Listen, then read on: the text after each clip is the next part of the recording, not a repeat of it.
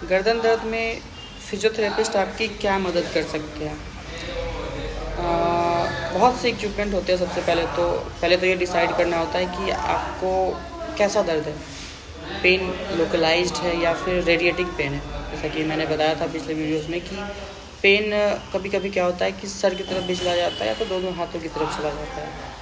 तो उसके अकॉर्डिंग कुछ इक्विपमेंट्स होते हैं, जैसे कि IFT, TENS, long wave diathermy, short wave diathermy, ultrasound, cupping therapy. इन सब चीज़ों की मदद से पेन को मैनेज करने की कोशिश करते हैं हम लोग। दूसरी चीज़ जो होती है वो होती है मायोफेशियल रिलीज़। उसमें क्या करते हैं, मसल्स का जो फाशिया होता है उसको रिलीज़ करना ज़रूरी है।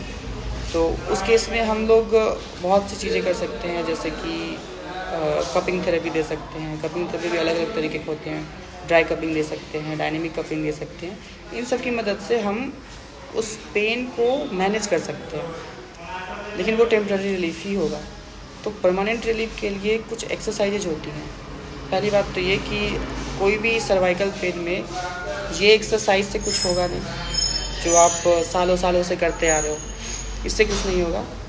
डिपेंड करता है कि आपको किस एक्सरसाइज की ज़रूरत है।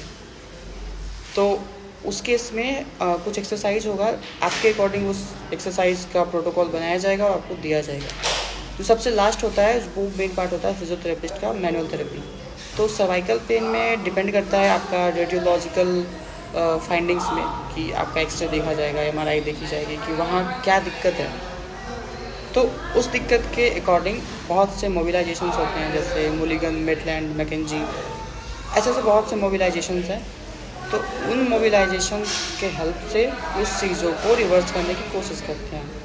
और फिजियोथेरेपिस्ट जो हैं आपके बॉडी के मैकेनिक्स में ही काम कर सकते हैं। सपोज़ आपका अगर विटामिन डी की कमी हो, कैल्शियम की कमी हो, या तो कुछ फिजियोलॉजिकल चीज़ें की दिक्कत हो, तो उसके लिए आपको ऑर्थोपेडिक से मिलना ज़रूरी है या तो फिजिशियन से मिलना ज़रूरी है। क्योंकि हम लोग बायो मैकेनिक्स पर वर्क करते हैं, तो आपका बायो मैकेनिकल पार्ट ही हम लोग सही कर सकते हैं।